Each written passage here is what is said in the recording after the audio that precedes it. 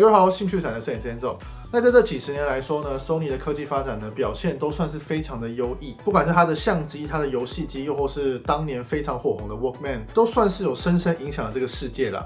那 Sony 手机来讲的话呢，因为我个人呢其实从小就很喜欢3C，所以我小时候呢就是有使用 Sony Ericsson 的手机。那在这个期间呢 ，Sony 其实就很常把他们的一些其他地方的技术也加到手机上面，像是我很久以前有一只手机叫做 C902， 我以前影片有讲过，就是说他把那个 Cybershot 这个名词呢放到他的手机上面，然后甚至当年 Sony Ericsson 呢也有很多手机呢就是有挂上 Walkman， 就是它的 W 系列啦。这样，时至今日呢 ，Sony 推出他们全新的 Xperia One Mark 7， 没错，已经到了1的第7代耶。那 Sony 呢真的是我个人觉得最始终如一的厂商，它的手机外形呢依旧是非常的锐利，非常的好看，然后手机的手感呢也相当好。那这次 One Mark 7带来什么样的升级呢？其实最重要的就是说，这是一支更集成整个 Sony 的一支手机，还有 Alpha 相机的技术，然后它有 Walkman 的技术，然后还有 Bravia 电视的技术，都集成在这支手机里面哦。那它的表现到底怎么样？那就让我们继续看下去吧。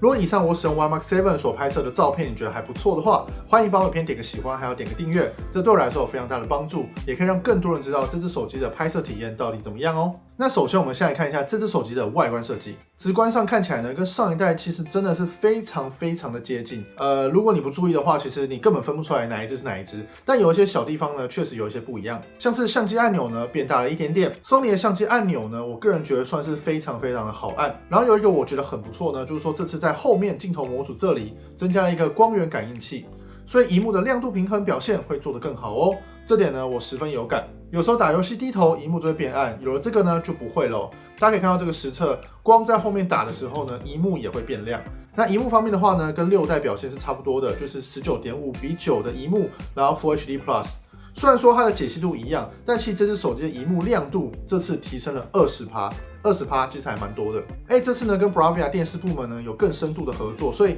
这次呢，在户外看影片的时候的 HDR 的表现都比上一代还要更为的好。那我们可以直接来看一下对比，在阳光下的时候呢，跟 iPhone 比较起来，大概是这个样子的。那说实话，论看影片的话，我还是比较喜欢这种方正的萤幕，因为边缘硬是被切成圆的，多多少少有一点不太自在的感觉，所以我其实还蛮喜欢这个方正萤幕的感受，这是我个人喜好。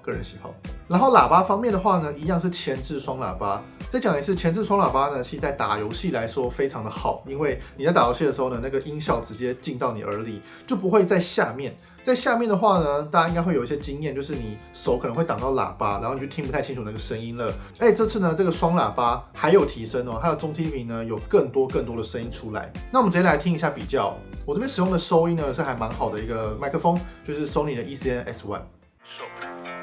在这里，每一条路都被冰雪覆盖，每一次呼吸都能感受到刺骨的冷冽。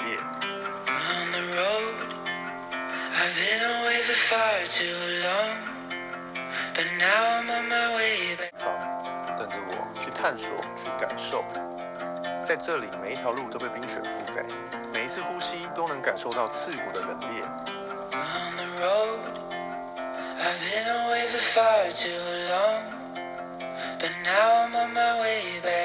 在这里，每一条路都被冰雪覆盖，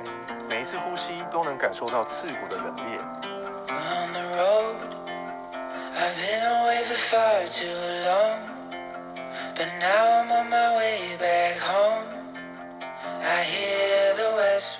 那核心方面不用说，它使用的呢就是最新的 Snapdragon 所推出的8 Elite。那这个核心表现很好，再加上 Sony 有使用了石墨烯加 VC 的散热板，所以这只手机的散热体验呢，我觉得也是不会烫的。就是打游戏来讲，我的手完全感觉不到非常的热。但有些频道呢可能会做那种温度测试，大家可以再去看一下。但我觉得有 VC 均热板呢，就是一个很好的表现。那重点我们还是要聊一下，说这只手机的拍照表现到底怎么样？那说实话，这只手机的拍照表现呢，以这次的升级服务来说呢，我觉得算是比较小一点。我说的是硬体部分呢，它这次硬体部分最大的升级呢，就是说它的超广角镜头换上了1.56寸的感光元件，然后是 SMOS 的技术，虽然不是最新的 SMRT， 但是至少变大非常的多。相较上一代来讲，它的感光元件呢是增加了2倍哦。那感光元件变得更大，但它的超广角镜头呢还是一样可以塞在这么小的体积里面，然后一样呢是 16mm， 而且甚至光圈还更大。它从上次的 2.2 提升到这次 16mm f2， 所以这颗镜头可以说是全面性的提升。然后这个超广角镜头的感光元件呢，其实是4800万画素的4合1感光。但是 Sony 目前是只让它直出1200万画素，所以我们会得到一个很干净的画面。但如果日后有更新的话呢，我个人觉得还是很重要的，就是我们超广角在拍风景的话，以我自己来说，会很想有高画素的设计，所以我们希望 One Mark 7之后可以下放给我们就是4800万画素的超广角。那主镜头跟望远镜头的规格跟上一代是一样的，但是这颗望远镜头这一次呢表现是有提升的哦。我们现在呢就来仔细看一下这只手机跟它的上一代比较起来的进步幅度到底在哪里哦。那我们现在就来看一下画质表现，还有一些算法不一样的地方哦。跟上一代比较起来呢，超广角一样都是1200万画素，因为它是像素合并嘛。那放大来看之后呢，中央细节其实两者差不多，毕竟是大白天嘛。但是我们可以看到说 HDR 的算法呢，确实表现得更好。像后面这个白云呢 ，One Mark 7呢都保留下来，但是 One Mark 6确实会过曝的状态。在边角方面呢，可以蛮明显看到 One Mark 7的细节表现呢，确实都还要更好。虽然一样是1200万画素，但这个砖头纹路的表现呢是明显比这个更好，而且色散呢更少。然后我们可以看到，在右边这个区块可以看到 HDR 的效果更好，像这里的话呢会有一点小小的过曝，然后会有色散，但是新的 One Mark 7呢色散呢是非常少的哦。那我们接下来看到的是主镜头的4800万画素，那两台呢其实规格完全一模一样。放大之后呢，中央画质的区别呢算是非常的小，但整体的白平衡呢有一点小小的不一样。我们看一下暗部的地方，可以看到暗部的细节表现呢，也都算是差不多，所以主镜头呢基本上是完全没有变化的。那我们看一下 3.5 倍，那大白天的情况下放大来看，其实跟刚刚差不多，就是画质表现呢没有到大幅的进步，但可以看到算法上可能有一点不同，所以这个纹路呢好了一点点。那我们接下来看到 7.1 倍，7.1 倍放大之后呢，我会觉得说比 One Mark 6还要好一点，就是在这个细节的部分呢，差距呢会比 3.5 倍还要再更好一些，这个是实际体验的时候呢就感受得出来的哦。那我们现在看到最远的 21.3 倍，我们放大之后呢，可以看到说One Mark 7好了一点点，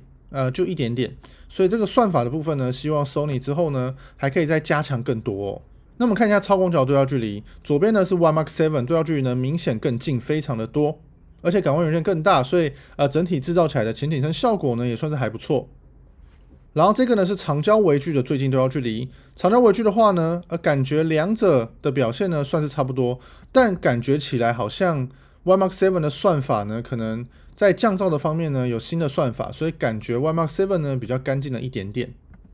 那我们接下来看到夜景的部分哦。夜景方面呢，因为 One Mark 7这次的感光元件提升的比较大，我们放大来看，可以看到说整体的细节体验呢，确实比 One Mark 6还要再更好。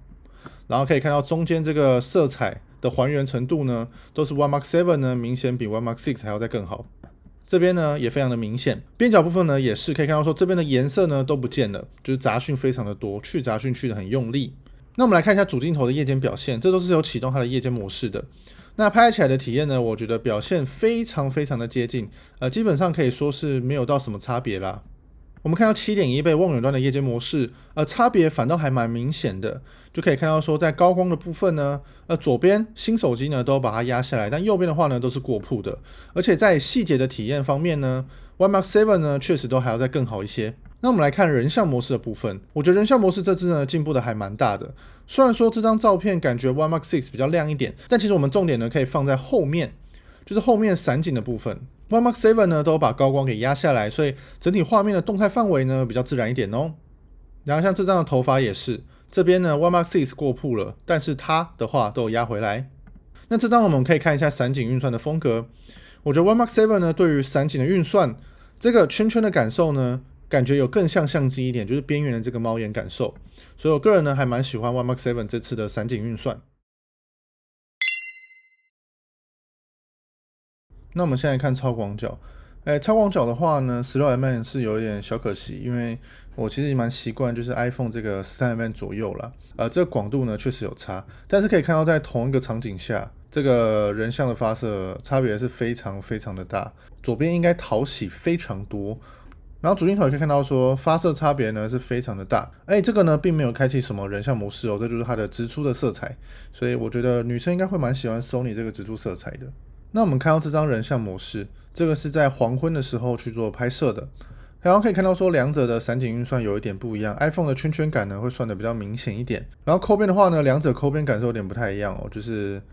Sony 的话呢，这头发都有留着，但 iPhone 的话呢，会把它当做是一个比较模糊的地方啦，所以这就是有一点算法的不同。然后这是逆光的人像模式，因为刚前面也有提到说，One Mark 7它的这个高光压制呢压得不错，所以在这个极逆光的环境下呢，后面呢都有压回来。但其实说真的 ，iPhone 呢也是有把它压回来啦，所以这点呢，虽然说 One Mark 7算是已经跟上现在的主流旗舰的人像算法了。那我们看一些室内场景，这个是超广角，那也是一样可以看到说 iPhone 呢比较广了一点点，所以像这一块呢 iPhone 看得到，但它的话呢是看不到的。那放大看之后呢，可以看到说 One Mark 7的整体细节呢表现是比较好的。那这个情况下呢，是两者都是1200万画素的情况下啦，所以如果开启4800的话呢 ，iPhone 应该会胜利。但就是说，比较多数人其实平常都是用1200，所以如果单拍1200的话呢 ，Sony 的超广角呢是非常的干净的。那我们来看实物的部分，我个人觉得曝光度还有颜色的调整呢，都是 One Mark 7呢比较好看一点。然后在细节上的话呢 ，One Mark 7也是锐化比较没有那么的严重。那我们看一下户外夜间的人像模式。首先可以看到说，在耀光的方面呢 ，Sony 因为有 T-Star 镀膜，所以耀光上的话呢，会比 iPhone 还要少不少。可以看到说这边有很多 iPhone 的耀光，就后面这些点点啦。所以耀光方面的话呢，通常一定是 Sony 会是胜利的。那这个呢是使用4800万画素的主镜头，在有点昏暗的环境下使用。两者这个时候呢，都还是可以拍4800万画素的哦。那我们放大来看之后呢，可以看到细节的部分，其实我觉得两者呢算是还蛮接近的。但是 iPhone 的锐化呢会比较明显一点点，可以看这个衣服的细节等等的。然后这张的话呢就很有趣，这是两台手机的最近对焦距离，然后因为 One Mark 7呢有长焦微距 120mm 的超近对焦，可以看到可以拍到上面的这种有点，这是应该算茶叶吧。然后这个是 iPhone 的最近对焦距离，就是2倍镜头呢是有最大的放大倍率，所以可以看到说这个差距呢十分的大。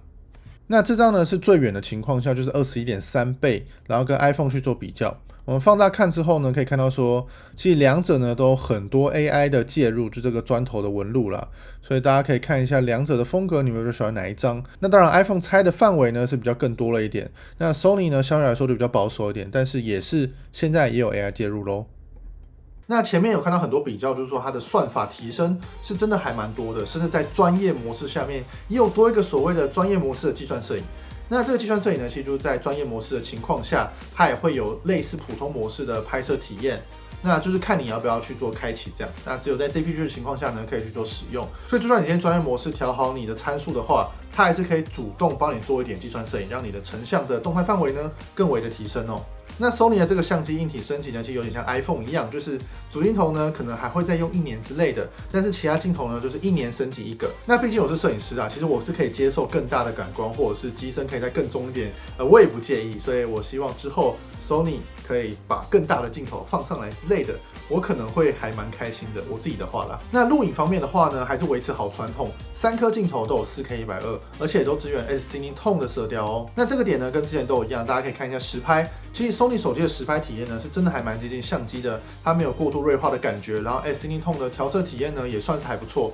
虽然没有像其他家手机一样，直接有它的 log 在里面。但就是我知道，其实 log 在比较多专业使用者才去做使用，大多一般使用者也不会去开启它的 log， 所以这 S-Cinetone 呢比较像是 log 还有一般影片之间的一个选择，这样。另外这次有一个大升级哦，就是经过了 Sony AI 的技术，这只手机在录影方面多了2个功能。那这2个功能是什么呢？其实在 Sony 的 ZV-E1 上面也有，就现在在录影的这一台，就是它有所谓的自动取景，还有所谓的取景稳定。所以它的自动取景呢，就是跟 Sony 相机的自动取景是一样的。然后它的 AI 录影呢，就跟 Sony 相机的取景稳定是一样的功能哦。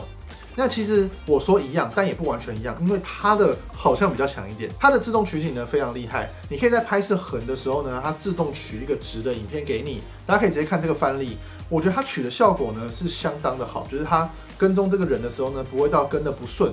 然后我觉得很厉害一点就是说，我在拍摄广角的时候，其实人走到边缘的时候呢，会有一点变形的感觉，但是它的自动取景跟到边缘的时候，它却可以把那个变形感觉稍微给它修正掉。所以我的自动取景呢，不是单单的去截取这个画面，它会有把那个镜头的变形也算进去，让你算出一个更自然的画面给你。你除了横取直，你还可以直取横哦，而且你是可以同步得到原影片还有截取完的影片。那这点的话呢，在 Sony 的相机并没有。所以这个自动取景功能呢，我觉得对于创作者来说呢，非常的方便。有些创作者像我一样，可能有在做长影，有在做短影音，你要拍横的，也要拍直的。那这只手机的话呢，就可以同步完成这2个作业。然后我们测试一下这个 AI 录影，也就是所谓的取景稳定。它就让我们在用超广角录影或1倍镜头录影的时候呢，你可以不太需要确定主体在哪里，它会自己帮你把主体锁在中间。大家可以看这个画面，按下去之后呢，明显它就把你的人物移到中间咯。那这功能呢，有一点算是非常非常的积极稳定，然后它是会锁定人物去做稳定的。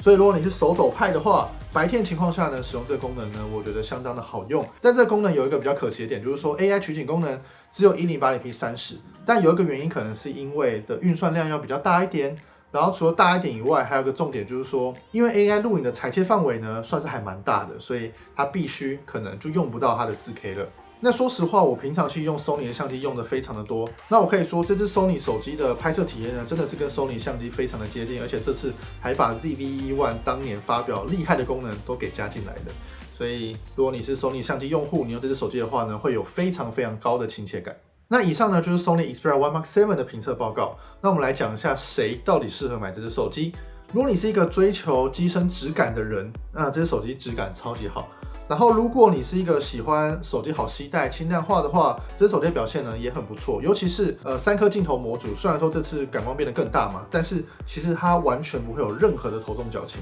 拿起来手感是非常非常均衡。它算是让相机性能跟机身的尺寸呢维持在一个蛮好的甜蜜点这个样子。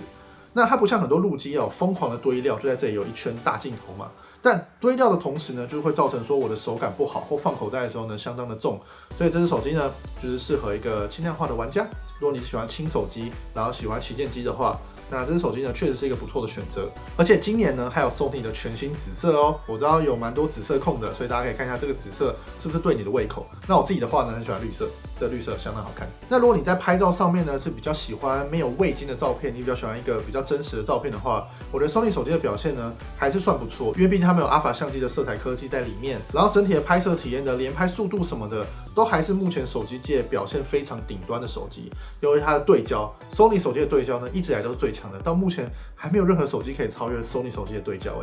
所以如果你是喜欢拍小孩的话，拍毛小孩的话，那这只手机呢，其实相当适合你，它就是一个超级小的可爱单眼。而且如果你很重视手机的影音体验的话，这萤幕表现呢比上一代更为的进步，而且最大的重点就是说，Sony 还是有3.5mm耳机孔，所以你还是可以听音乐。这是3.5mm耳机孔呢，它的接点呢还添加了金这个元素，所以就是跟 Walkman 看齐，所以它的音讯品质呢是有再度提升的，但是因为我有一点木耳，我个人觉得我有点木耳，所以我可能听不太出差异。但是如果是深度的 Walkman 玩家的话，应该就知道说这个点呢是相当重要的。对了，在5月14到5月18，在中山区呢 Xperia House， 你可以直接体验到这支全新的手机哦。那以上呢就关于这支手机的体验。那大家有什么问题的话呢，都欢迎留言哦。在我的回答能力范围内的话，我都会回答给你哦。我是兴趣蓝色研究所，谢谢各位，拜拜。